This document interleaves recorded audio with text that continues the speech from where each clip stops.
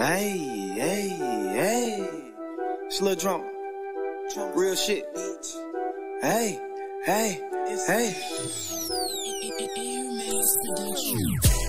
Fuck niggas, that's that shit I don't like. No. Disrespect blue, get it on sight. Wow. I done robbed niggas, I done sold white. Wow. I done slept in cars on them cold nights. Hey. I ain't had no room sleeping on the couch. Hey. I done been around living house to house. Hey. I done got shot, yeah, them bullets burned. Still on the block, yep, cause I never learned. I done got burnt fucking with these hoes. Hey. I done been in Green Bay doing shows. Rocky. I done hit the road with my nigga Dollar. Pennsylvania, working hoes wanna holler. All right, hold up. That was my promo for Fire in the Streets. Now that we got it together, I want to do that again so I could cheat and do my talk over on it. So y'all just bear with me. Welcome to the Morning Shift MKE. Got my partner Cyan here with me. We getting it together. Let me do that one more time, y'all. And don't say nothing. Don't say nothing. I'm trying to do it one take. You dig? Don't say nothing. Yeah. Hey. The hottest drive time. Real shit. So, hold on, I gotta do this shit on. I got my headphones on now.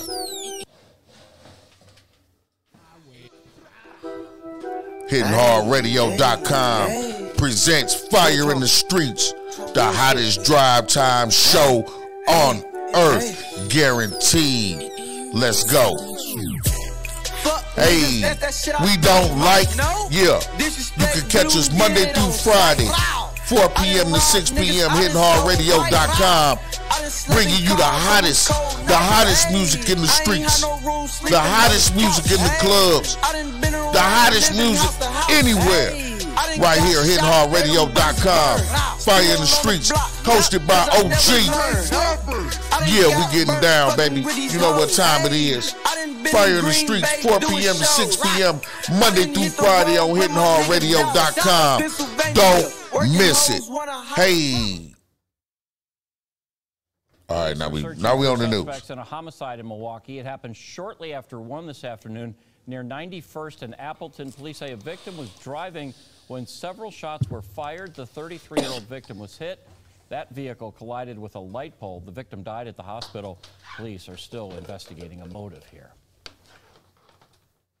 The man charged with shooting at Milwaukee police officers and staff inside the District 5 building is tonight in the Milwaukee County Jail. Records show that Darian Parker Bell was booked today. He's been in the hospital since February 25th. Parker Bell was shot by police after he allegedly opened fire inside District 5 headquarters on Milwaukee's north side. Investigators say he was upset and was trying to talk to police about his friend who had died in custody just 2 days prior. No officers ended up being injured. A 33-year-old Milwaukee man is dead, shot while driving. The incident sent the car veering into a light pole, leaving a crash scene on Appleton Avenue for much of the afternoon. Madeline O'Neill joins us live near the scene. And Maddie, police are still looking for whoever pulled the trigger. Yeah, police tell us they're still looking into whatever led up to this and currently have no suspects. And much of this unfolded right in front of this nearby restaurant. It became like wildfire here in the restaurant. Everybody was trying to piece it together. El Greco owner Yanni Gliadis is used to seeing friendly faces inside his family restaurant. It's a community restaurant, so it's very local. 80% of my customers are return customers. But also scenes like this outside the windows. Unfortunately, that's not that unusual. We can see that happen from time to time. This time, it was more than a crash. Captured on the restaurant's camera. Milwaukee police say a 33-year-old man was shot while driving here on the 9100 block of West Appleton Avenue. He then hit a light pole, later dying of his injuries at the hospital. You never want to see it on your footage. You don't want to see it on your side of town either. I think sometimes your weakest link is this side of town, and it's not taken care of. Gliadis says scenes like this can overshadow the good he sees every day. Unfortunately, the news headlines of what will happen today and tomorrow and the day after dominate that, and it puts aside the good work and the good people that are on this side of town, and they deserve better too. Although police say they have no suspects right now, they say that there's no known threat to the public. They ask anyone with any information to get a hold of police or Crime Stoppers to stay anonymous. Live in Milwaukee, Madeline O'Neill, Fox 6 News. How terrifying in the middle of the day. All right, Maddie, thanks. Cell phone video shows an off-duty police officer kneeling on a 6th grader's neck as he broke up a fight. And those images right there, they have gone viral. Fox 6's Aaron Mabin live in Kenosha tonight and getting answers from the school district and police department. Aaron, you talked to parents and students. How are they reacting to this? Yeah, I talked to parents and students right outside the doors right here. I talked with a 6th grader who was in the cafeteria when this brawl happened. He watched the whole thing escalate.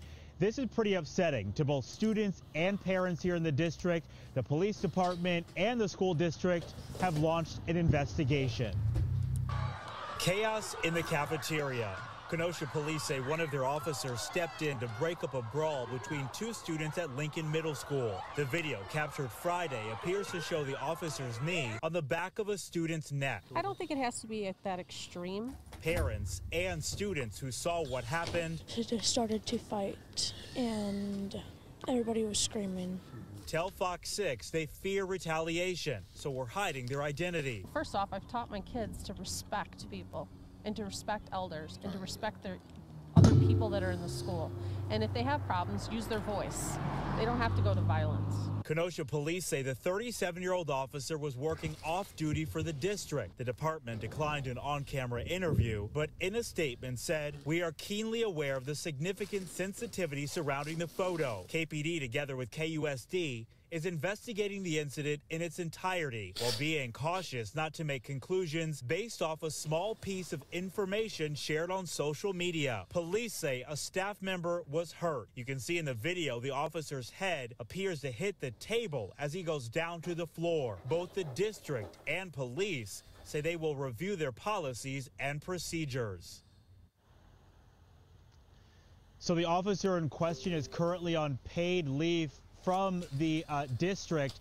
I went over to the home where the girl who is on the ground with the officer, where she lives. I was sent to an attorney. That attorney had no comment. Reporting live in Kenosha, Aaron Mabin, Fox 6 News. Well, that chaotic video says a whole lot. All right, Aaron, thank you for that. 18-year-old Luis Manuel Monsanto's family wants answers after the teen was shot by police during a traffic stop that escalated. It happened Sunday night here in the Morrisania section of the Bronx. The teen's father says since then, the family has not been able to get any information. I want answers. Everybody is going to say something positive about him because he was just a good all-around kid. Police say the teen was driving erratically, running red lights for blocks, and once he stopped at a light on East 165th Street, officers in unmarked vehicles boxed in the black Jeep the teen was driving. Another unmarked car approached from behind, and as officers got out of that car, the teen allegedly put the Jeep in reverse and backed up towards one of the officers, who fired his weapon at the Jeep, hitting Monsanto in his head. Sources tell Pix 11 News police body cam footage shows what police are saying happened. Still, Monsanto's father says he can't trust words. He wants to see the footage for himself. I just want to know what's going on. You know, this is very critical here at this time for me and my family. I don't know what's going on. The NYPD discourages officers to shoot at moving vehicles. It's against the department's policy unless something other than vehicle is being used as a weapon. Retired NYPD Lieutenant Dr. Darren Porcher explains. If a vehicle is coming towards an officer and that person driving the vehicle is also shooting at the officer, then it would be appropriate for the officer to fire back at that vehicle. However, after a box truck was used to mow down dozens of people along the West Side Highway in a terrorist attack in 2017, the policy was tweaked a bit. The department gave officers more flexibility to use their weapons if a vehicle is moving towards them or innocent people. The problem with that is when you shoot the driver of a moving vehicle, the centrifugal force continues to bring the vehicle forward and the vehicle won't stop. Duh. And only on Fox Tonight, thousands of guns reported stolen from cars in Houston just in the last year. And many of those were taken by felons, used in robberies, assaults, even murders. So Fox 26's Matthew Seedorf joins us live tonight, having spoken with police in an effort to continue to save our streets from this. Matthew. That's right, Kaylin. Authorities say this is happening more and more, and these thieves, they know where to look. Underneath the seat, in the glove box, really anywhere that people hide valuables, and then these stolen guns are being used to commit crimes. The latest trending crime frustrating people across Houston. It's an easy crime. When you report these stuff to the cops, they can't really do much about it. The windows of Nat Lee's car shattered Monday night.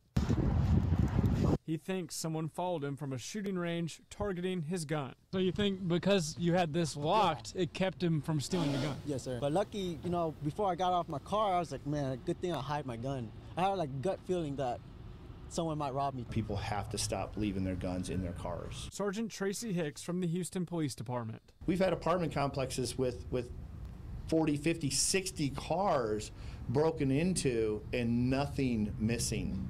They're looking for guns. More than 3,600 guns reported stolen from cars last year just in Houston. That's about 10 per day. I'm not surprised. It's Houston. Why not? Everyone has a gun, right? And most people keep their guns in their cars. It's terrifying. Yeah, it's terrifying. Wow. The people who are stealing guns from cars, they're people who aren't allowed to have guns, you know, felons. They're selling them to people who aren't allowed to buy a gun legally. At Baker's Safe and Lock, they sell gun safes which can be bolted into cars. You do need to show some good judgment and keep them secured. These safes give people their best shot at keeping guns out of thieves' hands. Could that possibly impact the number of homicides? When you need it. That's what I'm hoping for. Anything we can do to keep guns out of the hands of bad guys is going to really help us all. Go to the trunk, unlock the trunk, put in the combination to the safe. So police want to remind people to stop leaving their guns inside their cars. But if you have to, I just shot you about 30 times by then. Matthew Seedorf, Fox 26 News. Y'all better stop listening to these motherfuckers thinking this shit like TV, man.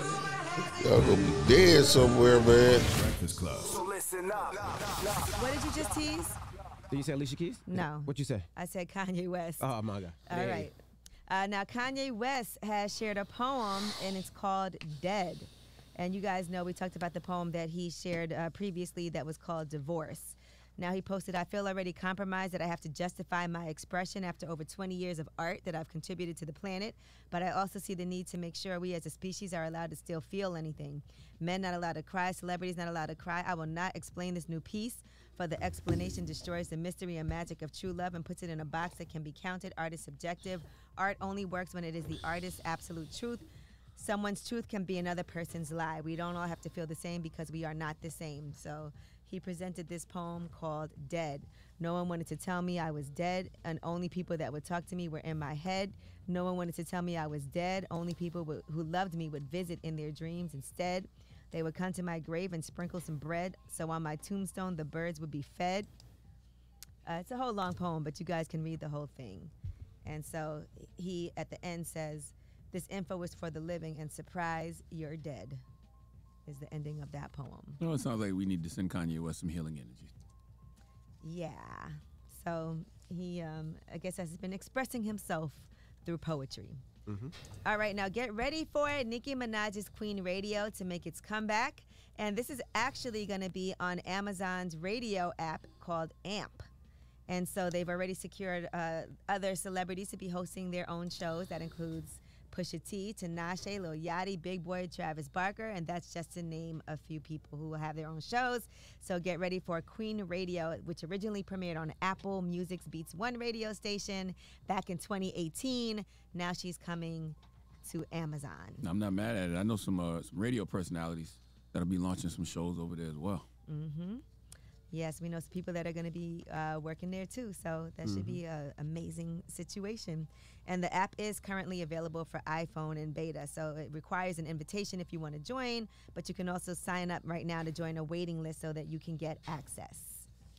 All right, now some text messages have been released between Chris Brown and the woman who is accusing him of rape. Right now, she's Jane Doe.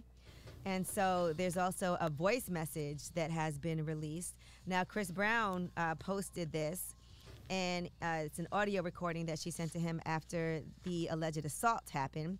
And he said, "No more dragging me through the mud. Clearly, you can all see the cap. Now, let's see if the media will keep that same energy they had trying to destroy me to run the real story. Me and my team are taking legal action on the situation. You don't play with people's lives like that." Here is the audio that he released. Well, you're giving me mixed signals. You're like reading the messages and stuff, and you haven't blocked me yet, so I'm guessing you don't hate me. I just want to see you again. I mean, just answer the phone and then you just hung up. Like, just let me know. Like, if you want me to leave you alone, I definitely will. But I really just want to you again. Okay, and then in addition to that, he posted some text messages between them. And she was saying, "Missing you. You were honestly the best I've ever had. I just want it again. Why are you playing with me?" And he wasn't even responding to those messages. And then he posted, I guess, something, and he told her, "You should take a plan B." And, yeah. So. I agree with Chris. I hope the media amplifies that story the way they amplified the accusations, which they usually never do because nobody cares about the truth and the lie is more entertaining. Well, if he's been cooperating with the police and their investigation in Miami, but he's also pursuing legal action. So, Chris is it's so easy for these women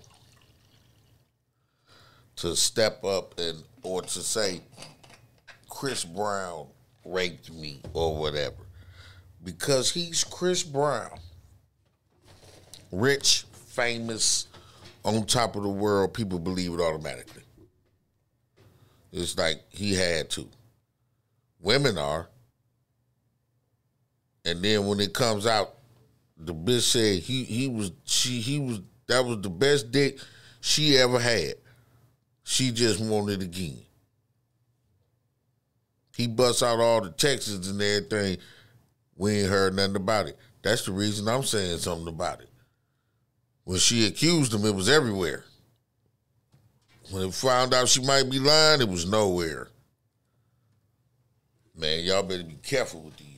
Against Jane Doe. So the text messages between the two are being used as evidence, and they're trying to, I guess, that evidence will question the validity of the drug and assault allegations. If you guys recall, she would take that date. She was taking dope with him during a yacht party outside of Diddy's mansion back in 2020 in Miami.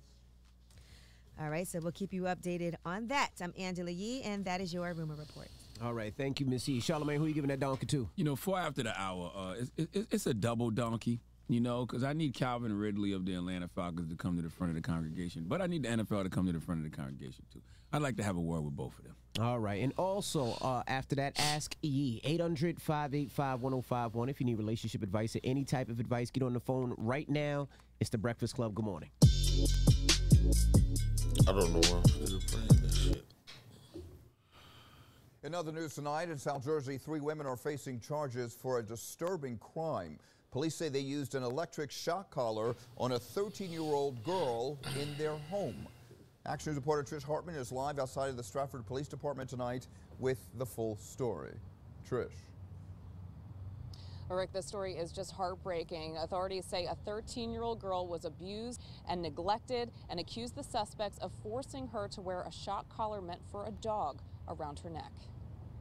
Karen Valek says it was Tuesday afternoon when she heard her doorbell ring repeatedly. I open the door and she hands me this dog collar and I go, "Is your dog loose?" She said, "No, they shocked me. And she put up her neck and I saw the 2 marks from the dog collar. Karen says she brought her inside her home in the 100 block of Harvard Avenue in Stratford. She tried to comfort the 13-year-old while her husband called 911. I was horrified. My husband and I haven't been able to sleep for days on end. You know, what can we do for this poor little girl? Police say the girl was taken to Jefferson Hospital in Stratford for treatment, and the Division of Child Protection and Permanency removed her from the home. The next day, authorities arrested Kelly, Rebecca, and Rachel Menig and charged them with aggravated assault, child abuse, and neglect, alleging they forced the girl to wear the shock collar and deprived her of necessary amounts of food and clothing.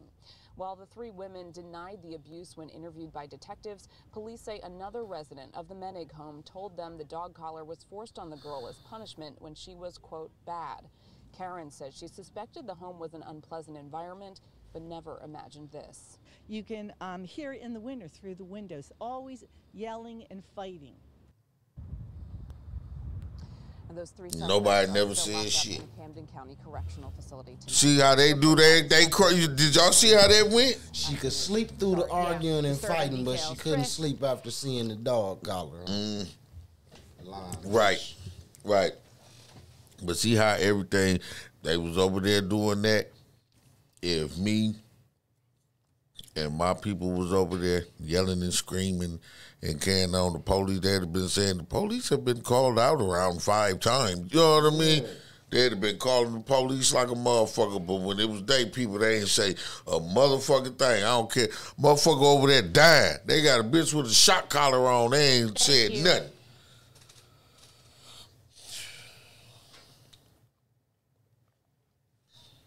Breaking news this morning out of Manhattan, where a stabbing at an East Harlem McDonald's has left an employee in the hospital, and it all started in an argument with a customer. Eyewitness News reporter Candace McCowan joins us live with the very latest on the search for that customer. Candace. Yeah, Shirlene, that suspect is on the run this morning. That employee is at the hospital fighting for his life, and by all accounts, he was trying to stop an argument, and that is when he became the victim in all of this. We have some video from earlier this morning. This happened around 1 this morning. The worker loaded into an ambulance and taken away. That is after a customer was arguing with employees inside this McDonald's at East 117th and 3rd Avenue. The 31-year-old victim, who's also an employee, he attempted to intervene in that altercation and calm it, but we spoke to one of the employee's partners about. I'm gonna tell you, like my mama told me when I was young, you don't break up no goddamn fights. Now, I try to stop it before it jumps off. Hey, man, y'all calm down. Relax. It's not that serious. Once y'all get to fighting, it's the fuck on. Ain't know why you didn't break it up. Who the fuck?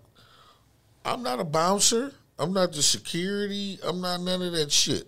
They can kill each other. If I don't know these motherfuckers like that or whatever, they can kill each other. I don't give a fuck. I don't want them to kill each other, but I'm not jumping in there and possibly getting myself hurt like this motherfucker did. What happened next? As they entered inside the store, he pulled out a knife and he started stabbing them. He See? stabbed them in the neck and in the back. See? No good deed goes unpunished. Many times. This is just right around the corner from where that teenager who was an employee at a Burger King was shot and killed earlier this year. That suspect is in custody, but again, the man who was in this McDonald's and stabbed that employee multiple times, he's still on the run this morning as that employee fights for his life. Oh, shit. He's still out there stabbing motherfuckers. Help me, sir. We're going to get you out, man. Just relax. On the floor, shot by police. Hold on, Home surveillance video just obtained this by is the wrong 12 News video. I picks don't know how up. they got in there. And just into our newsroom, another Lyft driver facing sexual battery charges. We told you last week about a Lyft driver accused of raping a tourist. Local 10 News reporter Leanne Motorhong is live in Miami Beach with the details on this latest safety alert. Leanne. Raping the tourists. Yeah, even the judge in this case was taken aback by the fact that this is the second case in just the last couple of weeks involving a Lyft driver targeting a tourist that happened to get into their vehicle. Let's show you this latest defendant. He is 35-year-old Samuel Bashevsky. He faces... Now listen, Samuel Bashevsky. Now let me tell you something. Let me take you back, give you a little history. Florida, Miami, Florida, has always been a spot where tourists had shit done to them. back in the 80s, they was jacking the fuck out of these tourists. They coming there for Disneyland or whatever the fuck. They was jacking the fuck. There's a rapper named JT Money, and they asked him what JT stand for, and he said jacking tourists. He was just bullshit, but that was the thing. Down there, during that time, it got so bad because it was kids doing it, and they was killing these motherfuckers. They lowered the age to go to prison to, I think it's 11, if I ain't mistaken, because it was 11 and 13-year-old. It was like 11 and a 13-year-old had did this jacking and murdered this couple, and they was motherfuckers was fucked up. And you know, y'all forget Miami, Florida is the fucking deep South, the deep racist South. So they was like, these niggas is killing white folks coming here. They wasn't having it. You know what I mean? So your little son, 13, you heard Trick Daddy say he was in prison at 14. They can go to prison with grown men, not leaking your ears and they work up. No, his little ass can go to prison right now. And so they've always terrorized tourists. You know what I'm saying? Always. Is one charge of sexual. But Florida done been in the news, you know, where it's so big. And you're right. I was just watching this story. Where were they? It was San Francisco.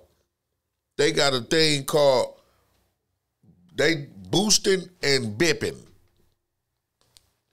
So I was curious to what bipping is. Don't sit there and act like y'all know what the fuck bipping is. You know you don't. You know you don't know what it was. I should bring the video up for you, but that's when, man, they bust your back window and snatch whatever the fuck is in there and they out. And they got a thing that they can use that put it up against the window and then vibrate the window and bust it. I'm finna show y'all the video. Let's finish this. Battery on a physically incapacitated, I should say, victim. Fraudulent use of a credit card and grand theft. Now, according to police, Bashevsky picked up the victim around 1 a.m. from the Eden Rock Hotel and drove her to a nightclub, asking her to save his phone number to call him for a return trip. Now, she says that she had a few drinks at the bar and nightclub that she was dropped off at, and that was her last memory until 10:30 a.m. that morning when she woke up naked, feeling sore, with her phone ID and $500 in cash all missing. Now, surveillance video from inside the Eden Rock shows Bashevsky carrying the victim on his back into the hotel just after 4 a.m., asking the front desk for a key to her room, and then entering her room with her. He's seen leaving the hotel room around 5:30 in the morning with 2 cell phones. Records show he used the victim's phone to order more Lyft rides that he then claimed in order to be paid more money. Bashevsky then appeared in bond court this morning. Here's a little bit of what happened there. Count one, I'm setting the bond of $500,000. Judge, we would object to $500,000 bond. That's an excessive bond. And come on, he's white. Well, you know, he's the Lyft driver and is taking advantage of passengers. I'm sure he's not going to be employed as a Lyft driver anymore, but I'm concerned for the safety of the community. Judge, I understand, but that's still tantamount to no bond, and this is a bondable offense, Judge. No, it's 10% premium you can post the bond. I don't know how many other victims there may or may not be out there. Yeah, look at that.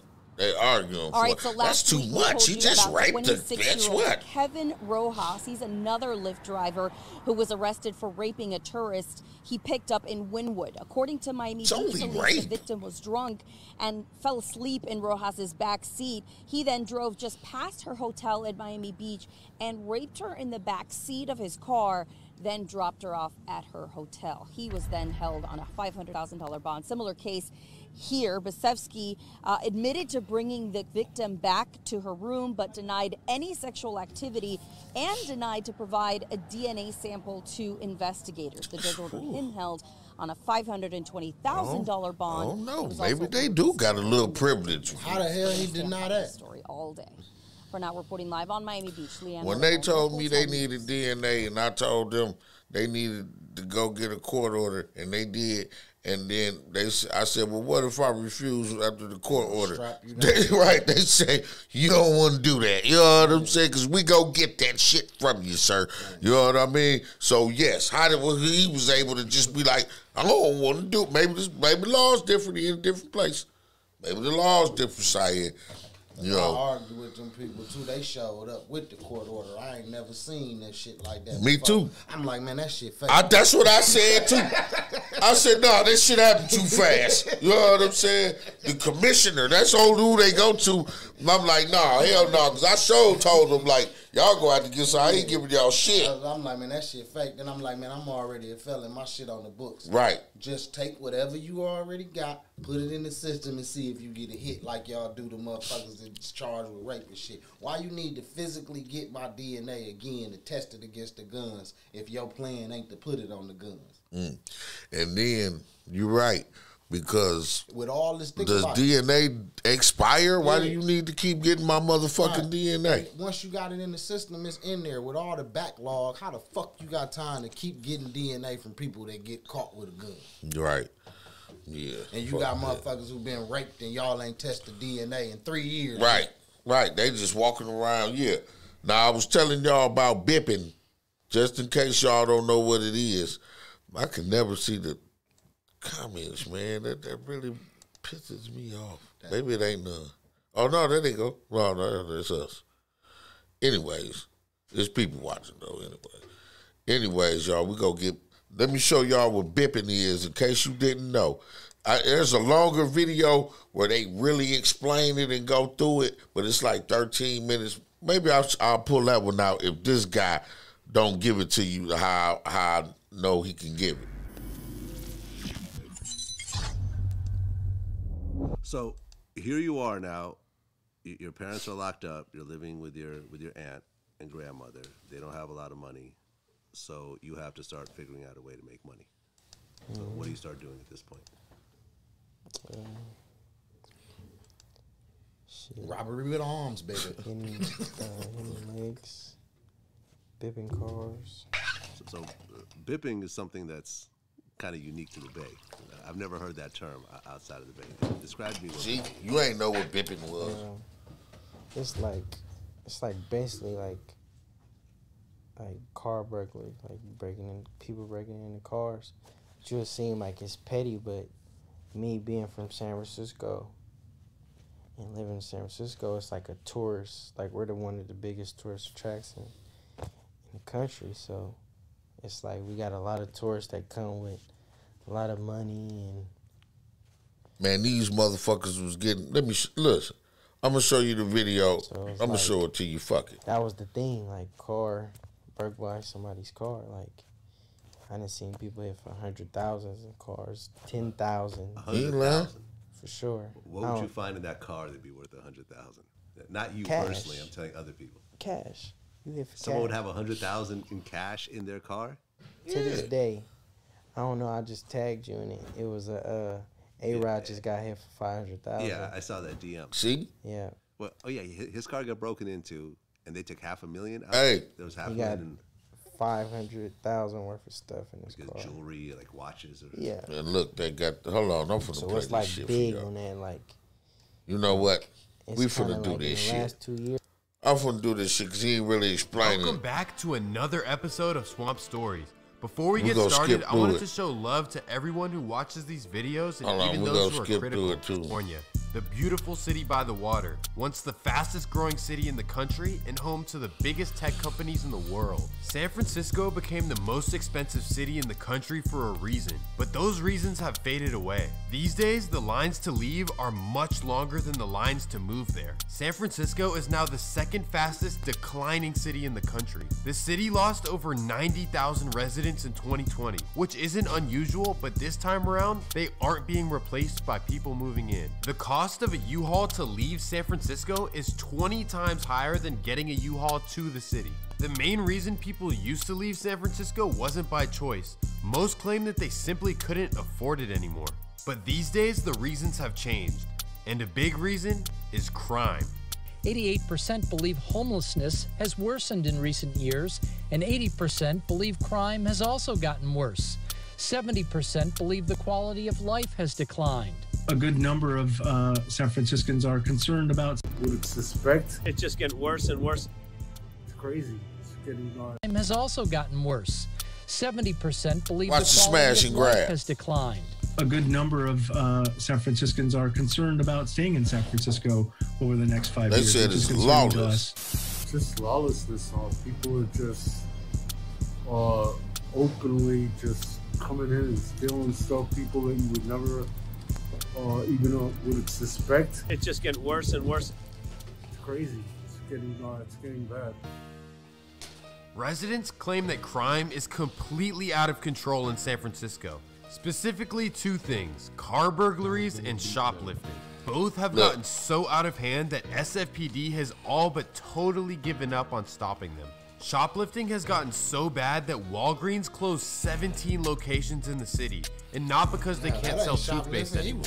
On top of this, car break-ins are the highest numbers in the world, and it's not even close. In this video, I'm going to explain how this started, how it became so out of control, and why SFPD can't do anything to stop it. In order to do that, let's split the video into two topics, boosting and bipping. Let's start with bipping. If you're not from the Bay Area, you're probably thinking, what does that even mean? See, you stopped it right there. That's what the good television right there. Bipping. Just alone, that title alone made me have to see this, but I watched this guy. I'm sorry. And this is a Caucasian brother. He be on his shit. I'm sorry. He is on his shit. I like him. I subscribe to his channel. You should too. His hood stories. He really be giving that shit up in the raw, man. It all started around 2010 when a group of teens from the Eddy Street projects in San Francisco decided to start throwing spark plugs at windows. One thing they noticed, alarms don't go off when the windows shatter. Look. Well, being that San Francisco is a tourist city, tourists leave cash, jewelry, cameras, and laptops in their cars. It was a recipe for big profits. What? They calling it like washers. It was actually a little block that was made out of the same shit as the spark plug that people used to have for stealing cars. We used to thought they was heavy, right? Yeah. And you used to throw them through the window. Yeah. They wasn't washers? No. They ain't had no hole in them? Nope. I don't know what them was. It was the same stuff as the spark plug. That's why people use spark plugs. That white part on the spark plug, if you break it and you throw that at the window, it'll just shatter the window like that. But them things had a name for them. They looked like a little small dice. It was like a cube of sugar. Right. Lil Pete even said that he was bipping at 12 years old, and his friend made $100,000 in one day. It was big, but it got even bigger when they started using these little devices that cost no more than $5 on Amazon. And guess what? These little things don't set off alarms either. All it takes is one push to the corner of the window and splash. Then they perfected the craft even further. They started using rental cars in other people's names and turned it into a daily career. It goes something like this. Wake up in the morning, get a rental car, and go drive to the city's tourist areas, and then look inside every car you pass by. It happens every day here on the streets. As you can see, the broken glass there. This happens every day. I see 2 to 3, 4 or 5 cars up and down the street. You missed it. They said they got A-Rod. It's going to be in here. They got A-Rod for $500,000. And Dawn said you may not think it ain't no money in that shit, but you hit the right licks. You know what I'm saying? Sometimes I done went to sleep and left shit in my car. If a motherfucker would have hit it, they'd have been on. They'd have had laptops, all kind of shit. You know what I'm saying? In broad daylight, people walk out with stuff, and police don't do it. San Francisco, the city by the bay, known for its beautiful scenery, fine dining, and now its explosion in car break-ins. About one reported every 20 minutes, 24 hours a day, 365 days a year. So I was parked right over here. It happened to Maria Urena twice in 3 months, on the Embarcadero and in the Mission, areas she thought were safe. Either way, I was shocked because I wasn't in neighborhoods that you would consider unsafe. Maria's not alone. Police data show most auto burglaries happen in popular tourist areas in red and orange, from Land's End to the Palace of Fine Arts in Japantown to Fisherman's Wharf, Union Square, and City Hall. We have investigated the car break-in problem in San Francisco for the past few years, but this new video takes it to a whole new level. A driver captured it all yesterday afternoon just before the Bay Bridge on-ramp on Bryan Street. You can see the Hall of Justice in the background. You see the traffic backed up on that on-ramp. Someone in a black Honda pulls up next to the Prius, gets out, smashes the back window, grabs a bag, back into the car, and takes off. While they you may be wondering, what do they do with all these items? Well, let me introduce you to the Migos, and I'm not talking about the rap group. I'm talking about the guys who stand outside this. They buy all your items for cash and hope to resell them online for a lot more money. Look at that. Bipping has become a career for many people in San Francisco, and it can be even more lucrative than working for Google. These people are making incredible amounts of money on a daily basis. Don't believe me? Check this out. Where I know people, this is like their job. Look, they never had a job in life. That's all they do is bip. That's their career. And like I said, I didn't see, like, I've known people that hit for 100,000 cash. This was the scene after a smash and grab thief stole a reported $500,000 worth of personal items from Alex Rodriguez's SUV. The thief got away with jewelry, a laptop, a camera, and a bag obviously filled with some pricey items. This place is beautiful. The weather is perfect. A-Rod was in San Francisco to cover the Giants-Phillies game for ESPN. San Francisco has been plagued by an epidemic of car break-ins, as I found out when I deliberately left a speaker and pocketbook in my car as bait. Sure enough, I got ripped off.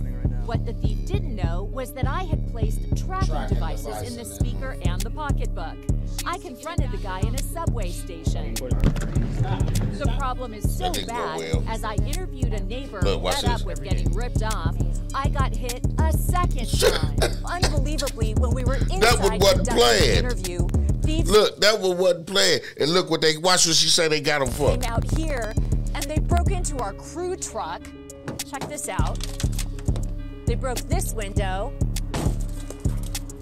and the back window, and they stole thousands of dollars worth of our equipment. So we actually got hit twice in one day. Bipping has gotten so thousands popular of dollars.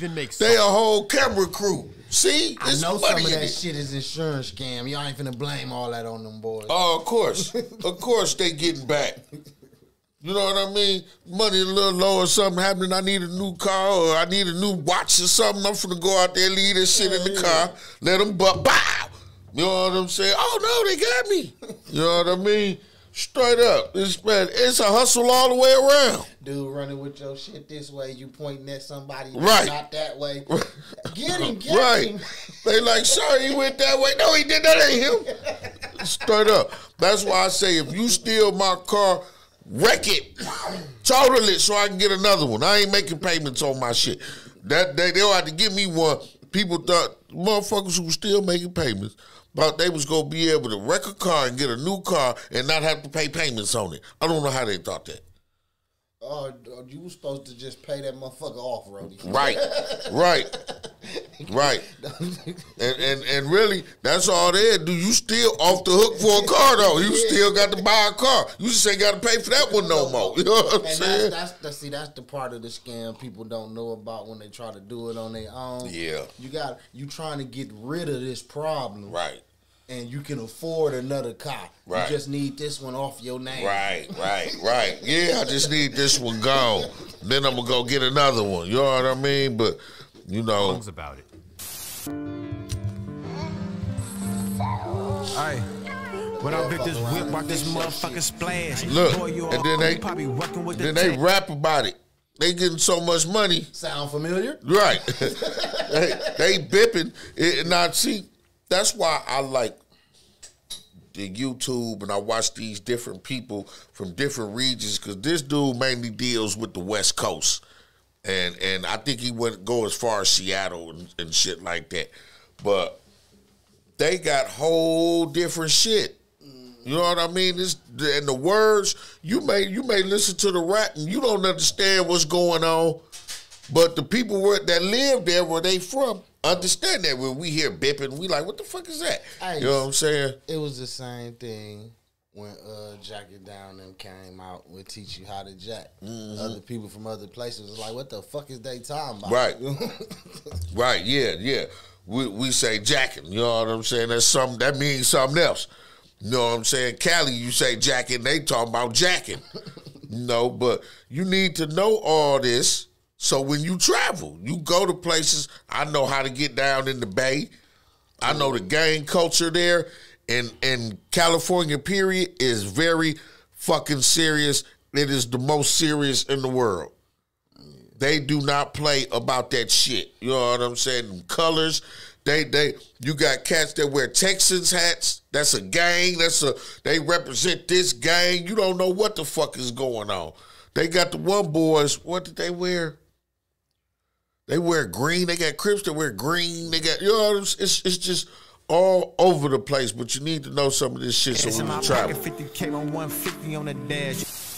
Where are all the cops, you might be wondering? Shouldn't they stop this? Well, this is San Francisco, where they don't do anything.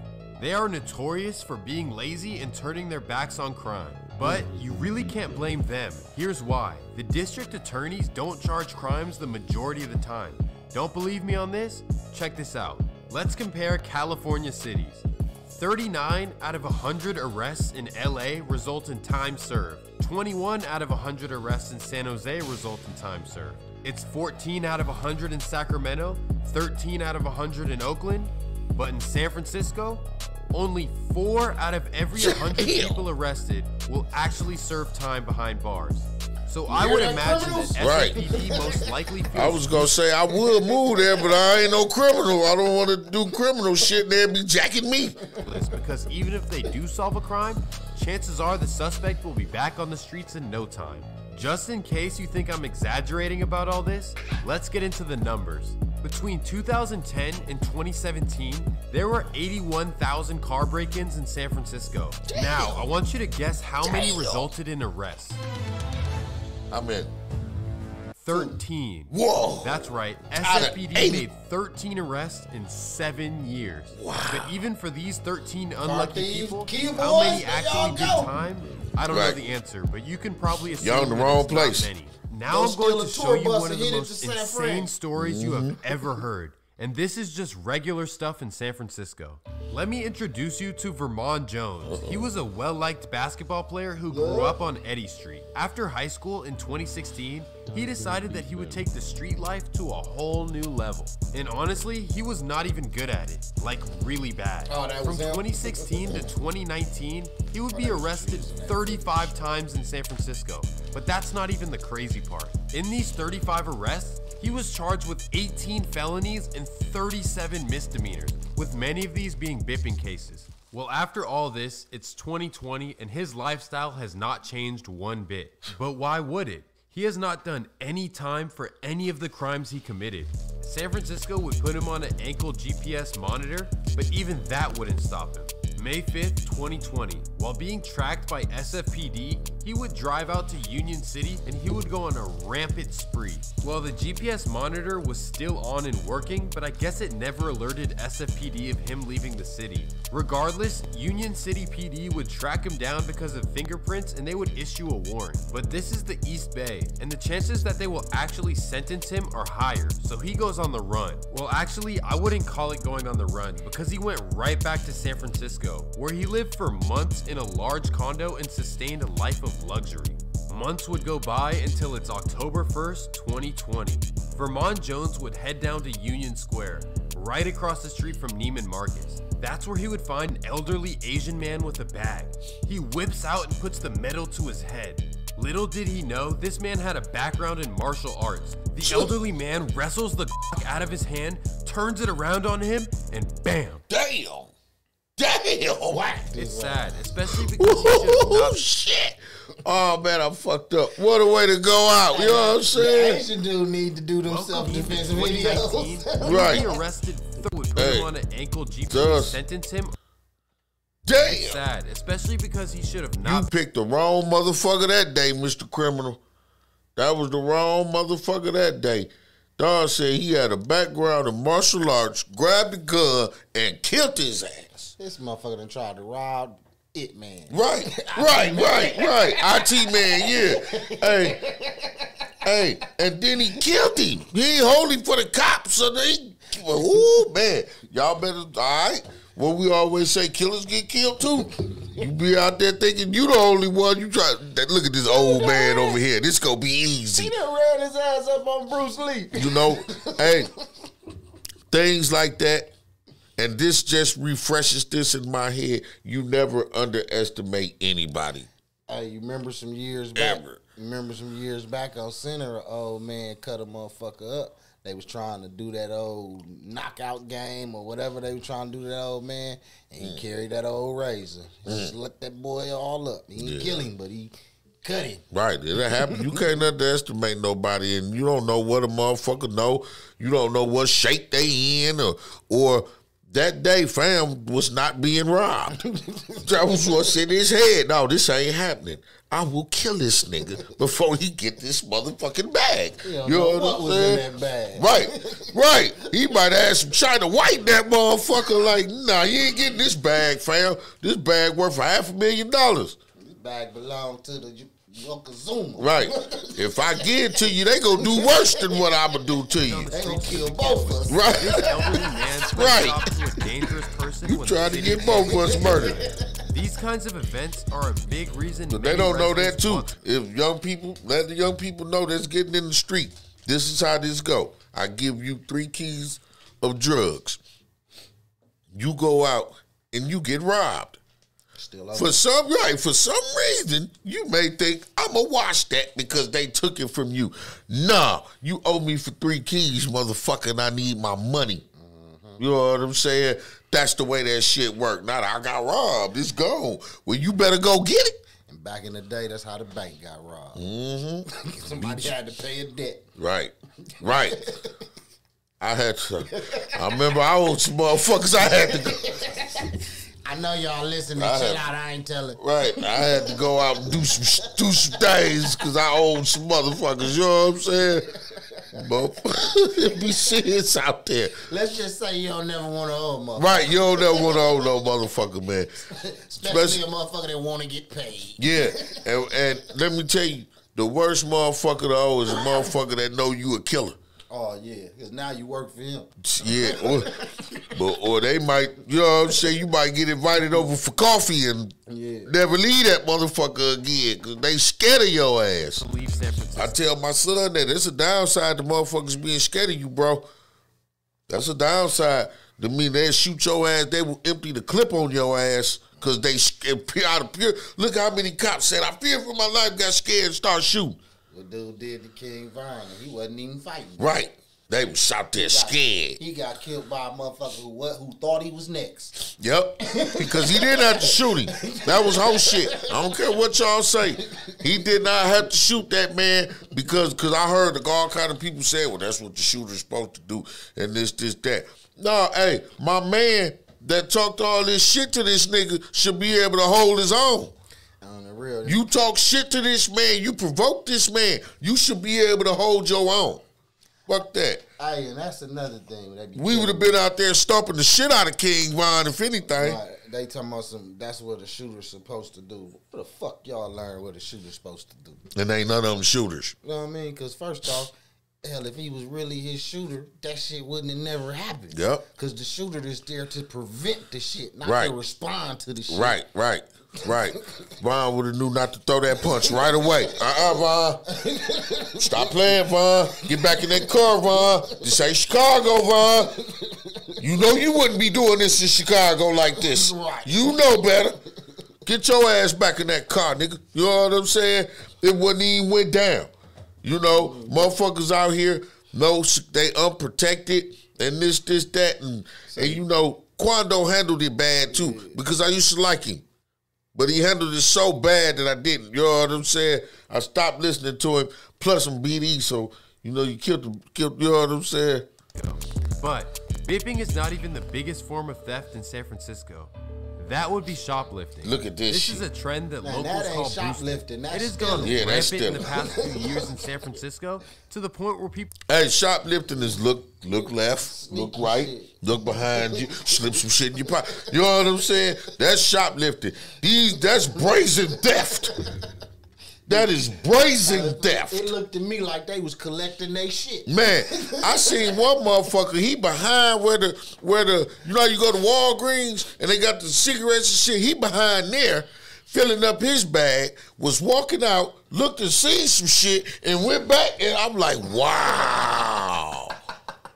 I'm sorry, bro. If I was a worker, I might have been okay, they filling up shit. Okay, but when he seen some more shit and came back, I'd have been like, hell no, bro. Give me this motherfucking bag, nigga. You know what I'm saying? You act like you really shopping and shit, like you spending money. Nah, hell no, nigga. People just walk in stores, fill up bags of items, and walk right out with no fear. Really bad. It goes on from morning to night, every single day, over and over and over again. They're literally just taking it from the store. Why is y'all here stealing? Go there. I've been in this Bay Area 20 years. I've never seen this. He said in 20 years. Made aware of the numbers, particularly in San Francisco, it blows your mind away. The problem has only gotten Here it is. We thought San Francisco was just full of the LBGT. That are being stolen. It's going down. And this money that in turn is to that. About Kelly, a lot of places. San Bernardino tip you to it. Like, no, they got gangs and everything. Really bad. We're not talking about just one or two items that someone might need to get by. Our investigations have shown that there are organized offenses where people are selling these products that they steal. It's happened again. 4 women run off after stealing from the CVS pharmacy at Van Ness and Jackson in San Francisco, this time just before 6 Monday night. It's the latest grab-and-go crime in San Francisco that's forced many drugstores in the city to close.